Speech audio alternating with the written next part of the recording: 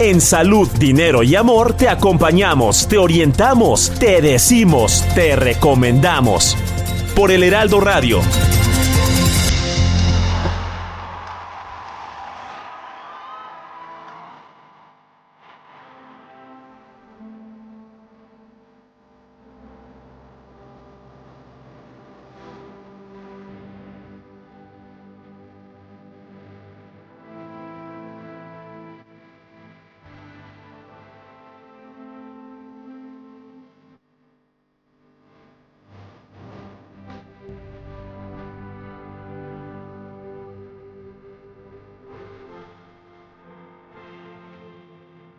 Ya amigos, para este año se pronostica una inversión bastante considerable. Recientemente se anunció por parte del gobierno federal, pero ¿de dónde van a salir los recursos frente a un presupuesto ya de por sí austero que no alcanza para algunos sectores o para muchos sectores claves? Para platicar del tema nos da muchísimo gusto saludar esta noche a Ernesto O'Farrill, un gran economista y por supuesto titular de la correduría y de la consultoría Bursamétrica. Muy buenas noches, Ernesto, qué gusto saludarte. Buenas noches, Marilena y Romina. ¿Qué tal?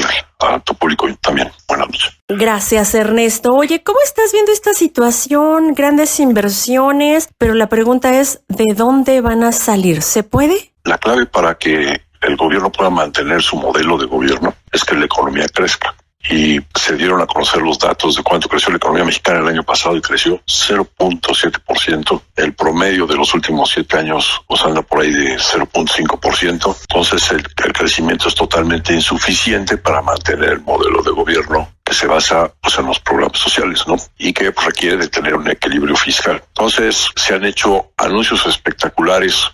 Hace 2 semanas vimos un anuncio de que para todo el sexenio hay proyectos de infraestructura que pueden rebasar 5.6 billones de pesos de aquí al 2030. Y luego el señor Marcelo Ebrard confirmó que tiene identificados y clasificados proyectos de inversión por 400,000 millones de dólares, ¿no? Bueno, pues la pregunta es, ¿y de dónde van a sacar los recursos? La propia Secretaría de Hacienda y la Presidenta de la República ha platicado que va a tener que entrar la inversión privada forzosamente porque la inversión pública no hay los recursos que alcancen, ¿no? Y entonces, por ejemplo, están hablando de que va a haber una figura nueva de empresas mixtas, donde el gobierno tendría el 51% y el sector privado el 49% para completar el capital que se requiere para los proyectos. Bueno, pues la verdad es que no existen los recursos para estos proyectos de inversión, para los montos de los que se están hablando. Sí. Ernesto, te saluda Romina por acá. ¿Y de dónde van a sacar el dinero? Y la otra, ¿hay las condiciones suficientes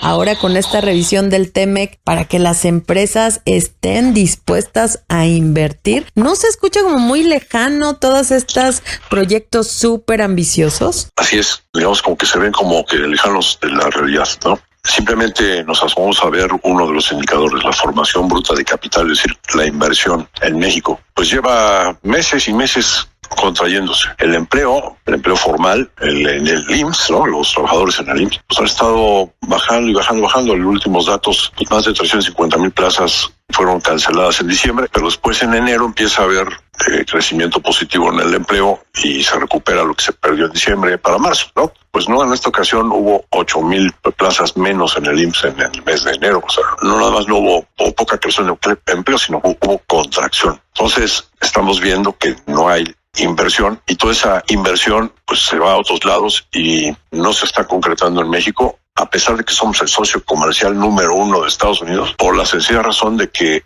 hay 2 factores que están afectando drásticamente la confianza de los inversionistas. Por un lado, el desmantelamiento de las instituciones que se hizo, los cambios constitucionales, ¿no? La reforma al Poder Judicial, todo esto ha generado una desconfianza muy, muy importante por parte de empresarios mexicanos y extranjeros. Y por otro lado, las amenazas del señor Trump de que se quiere salir del TEMEC. Sabemos que viene una negociación. Para este año está la revisión del TEMEC, pero probablemente se abra una negociación más allá de una simple revisión. Y no se descarta la posibilidad irracional, ¿no?, de que el señor Trump intente salirse del Tratado de Libre Comercio, aunque las posibilidades políticas que tiene, digamos, en cuanto a cuántos senadores republicanos lo seguirían, son mínimas, ¿no? O sea, materialmente se ve imposible que Estados Unidos se vaya a salir del tratado, pero como arma de negociación si probablemente la utilice, la salida de Estados Unidos del TEMEC. Y todo esto es un clima de desconfianza que no favorece aquí. Al final los proyectos se ven muy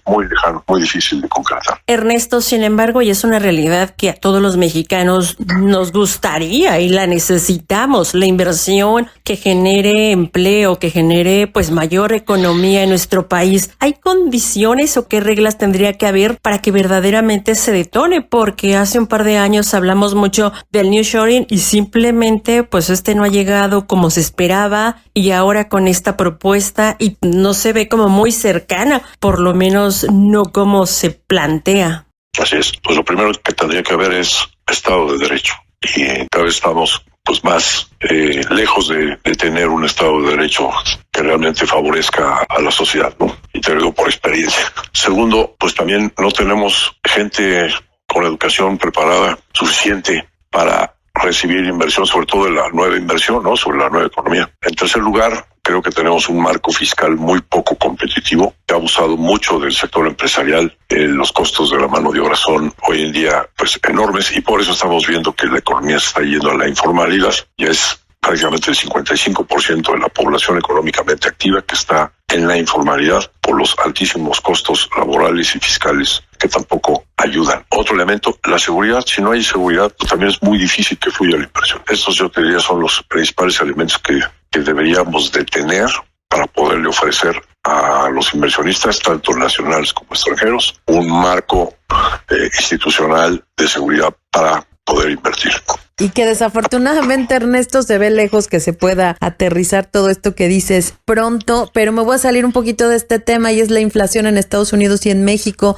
¿Cómo lo estás viendo? Porque esto también representa un riesgo. Sí, fíjate que salieron datos de la semana pasada tanto de empleo como de inflación en Estados Unidos. Y para el mes de enero, fueron bastante agradables sorpresas. En el caso del empleo, fíjate, por ejemplo, en octubre tuvieron una contracción del empleo fuerte, y pues se veía que las promesas del señor Trump pues no se estaban cumpliendo. Bueno, pues en el mes de enero se crearon 130,000 plazas. La tasa de desempleo, que pues estuvo sube y llegó al 4.6 en octubre, noviembre, pues ya estaba bajando, ahora está el 4.3. Y luego la inflación salió en 2.4% anual, y si le quitamos los elementos volátiles a la muestra de precios, es decir, lo que es la subyacente, pues bajó también al 2.5%, la más baja del 2021. Entonces, bueno, pues se pusieron optimistas los mercados. Son gratas noticias que favorecen a que la Reserva Federal pudiera seguir bajando tasas por ahí de mediados de año, la segunda mitad del año. Sin embargo, pues hay factores que hacen que quizás no sea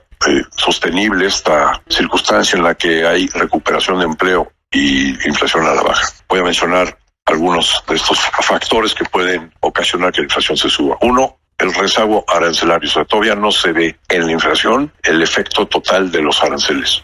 Apenas se ha asomado. Entonces hay un desfase, digamos, entre todos los efectos que puede haber en los precios por causa de los aranceles. En segundo lugar, un mercado laboral más estrecho. Con esta persecución que se ha hecho por parte de las autoridades americanas a los migrantes, pues hoy se tienen mucho menos trabajadores disponibles para la economía de Estados Unidos. Y esto puede generar que se incrementen de manera importante los costos laborales, es decir, los salarios, ¿no? Por falta de personal suficiente. En tercer lugar, el déficit fiscal que está generando el señor Trump en su administración es más de 6% del PIB. El máximo tolerable es 3% mundialmente. Bueno, pues esto está al doble. Estamos hablando de la economía más grande del mundo, lo que implica pues una demanda de crédito por parte del gobierno de Estados Unidos fuertísima, y pues eso implica menos recursos para el sector privado y las familias. Y adicionalmente, pues con este exceso de gasto, pues está inflando la demanda de bienes y servicios, y eso genera presiones inflacionarias. Otro factor son las condiciones financieras no tan restrictivas. Los bancos centrales, particularmente la Reserva Federal, ha estado presionada a bajar tasas, y pues estas condiciones financieras más laxas pues pueden generar en el futuro pues mayor inflación. Por último, las expectativas de inflación, que pues hasta ahora el consenso de los analistas piensa que sí se va a ir al 2% de la inflación, que es el objetivo de la Reserva Federal, pues con todos estos factores pues pudieran desanclarse, y entonces así mismo generar pues mayor inflación, para que la inflación en el futuro, quizás finales del año, principios del año entrante, en lugar de estar al 2.4, que la tuvimos ahora en enero, pues se nos vaya al 4%, lo cual implicaría que quizás hasta la Reserva Federal tuviera que empezar a subir tasas de interés. Pues vamos a estar bien pendientes de este tema y a darle seguimiento contigo, Ernesto Farril Santoscoy, director y fundador de Bursamétrica, economista, analista financiero y de los mejores. Muchísimas gracias, Ernesto. Gracias a ustedes, con todo gusto. Al contrario. Hasta luego. Gracias. Y quédense con nosotras aquí en el Heraldo Radio, que vamos con más información. Y para las personas que están pensando vender o comprar un auto, ¿cómo pueden hacerlo de manera segura? Porque los fraudes, las estafas y hasta los secuestros están en aumento. Para platicarnos de esto y sobre todo darnos varias recomendaciones, ya nos acompaña Andrea González. Ella es directora general del grupo Sanri. Muy buenas noches, Andrea, qué gusto saludarte. Buenas noches, muchísimas gracias.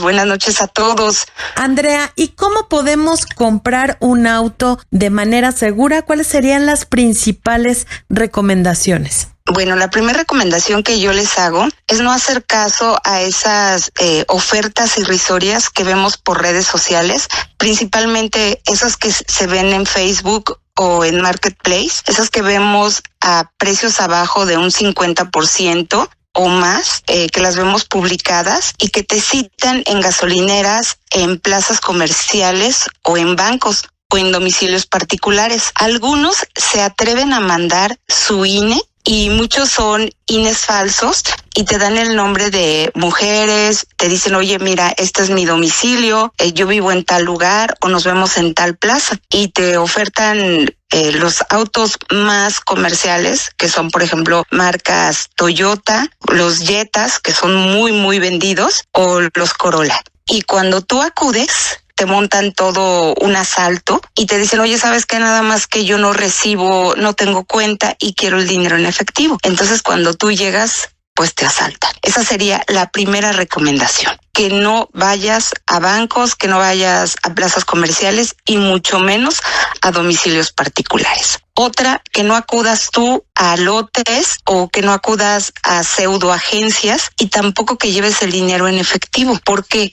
Porque esto se trata también de un fraude. Entonces, cuando tú llegas, ellos ya saben que llevas el dinero en efectivo y obviamente pues se trata de un asalto. Lo más conveniente es que tú vayas a agencias certificadas o a lugares que los googlees y que tú sepas que es un lugar confiable y que vayas con el mecánico de tu confianza. Otra cosa que hemos estado viendo en los últimos meses son aquellos pseudofinanciamientos que tienen 1 o 2 autos en pequeñas plazas comerciales y ellos te dicen, mira, te vas a llevar este auto con un enganche de 30,000 pesos y con una mensualidad de 2,000 pesos. Es completamente irrisorio, falso. En ese momento te quitan un enganche hasta de 40,000 pesos. Nunca jamás te vuelven a tomar la llamada. Te enseñan ellos catálogos que tienen y pues te quitan el dinero. Aquí lo más conveniente es que tú googlees la empresa financiera o el banco que te va a prestar, que veas la calificación que ellos tienen, ya sea el banco o la financiera, y que tú hasta el momento que vayas a firmar les des el enganche. ¿Sí? No des nada. Si se trata de un apartado, que tú deposites el apartado a la cuenta de el banco o que tú deposites el apartado al apoderado legal de la empresa, que te muestren el acta constitutiva, que te den un recibo en donde tú veas que es una empresa legal, que esté foliado, que tenga alguna leyenda que diga se le devuelve el apartado en caso de que se le niegue el financiamiento por algún trámite de que no tenga capacidad de pago o que la financiera o el banco lo rechace, pues por alguna cuestión interna y que le devuelvan al 100% el apartado. Solo así. Oye, Andrea, dime. Sin embargo, muchas de las personas que acuden a un sistema o a una compra de un auto usado lo hace con el objetivo de generar ahorros y que no les sea tan carísimo como sucede a veces en algunas armadoras, a veces en algunas otras pues empresas que dices, bueno, pues con un poquito más sacas uno nuevo, no le ven el beneficio. ¿Qué es lo que se tendría que estar haciendo ahí para verdaderamente, pues, que esta compra de vehículo, pues, usado sea mucho más accesible? Te saluda María Elena Vega. Ok, mira María Elena, aquí lo más importante es cuando tú vas a una armadora, es revisar esa empresa a la que tú vas, ¿sí? Esa empresa a la que tú vas, que sea una armadora, una arrendadora, etcétera, que la revises, que tú veas si es legalmente una armadora o se está haciendo pasar, porque muchas de estas utilizan el nombre. Entonces, que tú veas si es la armadora a la que tú vas, si está legalmente constituida o si es la que dice ser, que son más económicas, que tú le investigues y que te des cuenta que sí estás yendo a ese lugar. Eso es lo más importante. Y en su recibo de apartado o en el contrato que vas a firmar, algunos contratos ya son digitales. Entonces ahí te vas a dar cuenta si es digital, sí es. Entonces eso es lo más importante, que tú veas sí es, porque ahorita muchas se hacen pasar por aquellas armadoras o por aquellas empresas. Entonces, eso es lo más importante. Tú desde que llegas al lugar te das cuenta sí es. ¿Por qué? Por los logos, por los nombres de la empresa, por el lugar al que llegas. Algunas empresas de estas ya tienen convenio con esas empresas y tú te das cuenta por los logos, por los flyers, por los contratos que tú firmas o por los códigos que escaneas que ya son digitales. Eso es lo más importante. Entonces ya cuando los escaneas, inmediatamente te llevan al nombre de esa armadora o de esa empresa. Andrea, eso es algo muy importante. Andrea, evidentemente cuando vas a una armadora, una automotriz y vas a dejar tu coche ahí, te vas a comprar otro de esa misma marca o lo que sea, pues sí hay un castigo importante en el precio. Pero mucha gente le da miedo ir a los tianguis de autos o hacerlo de manera particular. ¿Qué se tiene que hacer? ¿Confiamos en los tianguis de autos? ¿Lo hacemos de manera particular o definitivamente lo más seguro seguiría siendo hacerlo vía una automotriz? Ok, qué buena pregunta. Hay algunos tianguis que son muy confiables y te voy a decir por qué. Porque hay peritos certificados. Es como si tú fueras al búnker. Ellos tienen su cédula. De hecho, ellos se prepararon en el búnker.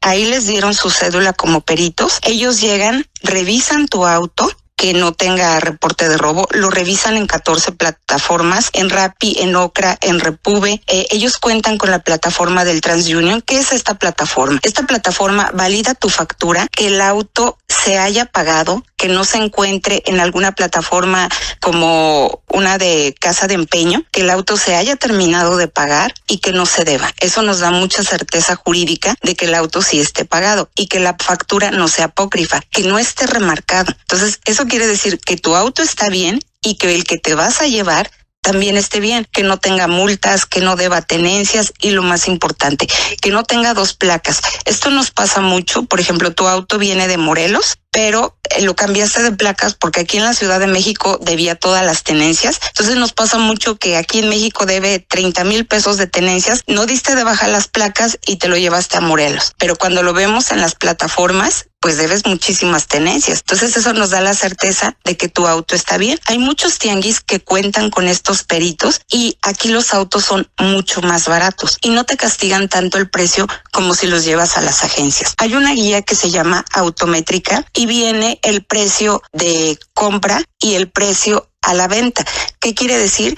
Que aquí está el precio mínimo y el precio máximo. Lo ideal es que tú te bases en el precio medio. Cuando tú lo lleves a la agencia, siempre te van a tomar el precio más bajo, el precio a la toma. Y aquí, más o menos en los tianguis, es el precio medio, que eso es lo justo. Pero debes de buscar aquellos tianguis donde existen estos peritos y es muy segura tu compra. Hay unos tianguis que son un poco clandestinos, no voy a decir nombres, pero son los que se encuentran a las orillas de la ciudad y a las orillas del Estado de México, y ahí de veras que son muy problemáticos porque los autos llegan remarcados y ahora con la tecnología que hay, con ChatGPT, la inteligencia artificial, a los que nos dedicamos a la venta de autos, nos cuesta trabajo distinguir entre una factura a simple vista apócrifa y una que es que viene de agencia. Por eso tenemos todas las plataformas. Dime. Claro, Andrea y amigos, además de eso, bueno, que nos dice Andrea, también hay que checar el pago que caiga, por supuesto, a nuestra cuenta. Pero si alguien ya cayó en una estafa, en un problema, ¿Se puede reportar, Andrea? ¿Se puede hacer algo, tocar alguna institución? Claro, hay que reportar en instancia penal por fraude. Es un delito ya por cuantía. Los delitos se dividen en cuantía menor y cuantía mayor. Si son autos de más de 100,000 pesos, es cuantía mayor. Hay que acudir a la fiscalía dependiendo de dónde se haya hecho el delito y levantar nuestra denuncia, y hay que hacerlo por fraude. ¿Por qué? Porque pues estamos ya ante un delito, nos vendieron un auto mal, o cuando la transferencia no pasa. Es muy importante, tú no debes de dar tu auto hasta que la transferencia no pase. Tú puedes checar la transferencia en Banxico con la clave de rastreo y no dar tu auto hasta que no pase la transferencia. A veces se tardan hasta 12 horas, pero es lo más importante. Ir al banco, hacerla desde ahí, aunque te tardes un poquito más, y la puedes hacer ahí. Se tarda más, pero yo creo que eso siempre es lo más seguro. También en el banco se tarda, aunque tú la hagas desde tu app, ya sabes que las transferencias las pueden editar y te dicen, mira, ya te hice la transferencia, pero mientras tú no la tengas en tu cuenta, no dejes que tu auto se lo lleve otra persona. Aunque te muestre, mira, sí, ya te la hice. Eso es lo más importante. Sí. Ahí están pequeñas, grandes recomendaciones. Andrea González Contreras, directora general de Grupo Sanri. Muchísimas gracias por esta charla, esta explicación y tu disponibilidad para Salud, Dinero y Amor. Gracias y buenas noches, Andrea. Gracias. Hasta luego. Nosotros seguimos aquí en Salud, Dinero y Amor por el Heraldo Radio. Romina Román y una amiga y servidora, María Elena Vega. El comentario final en Salud, Dinero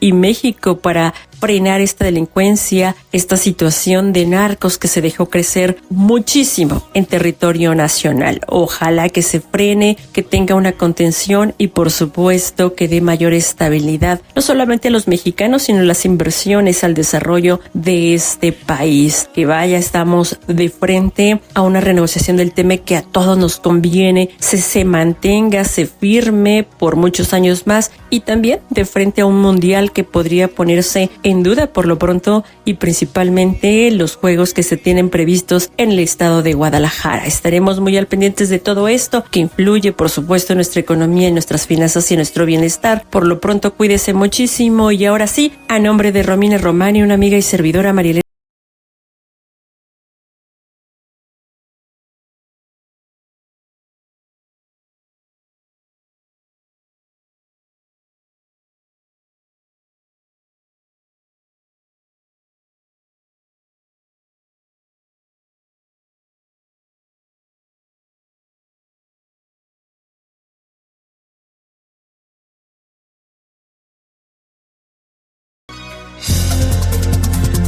Salud, dinero y amor con Romina Román y Marielena Vega.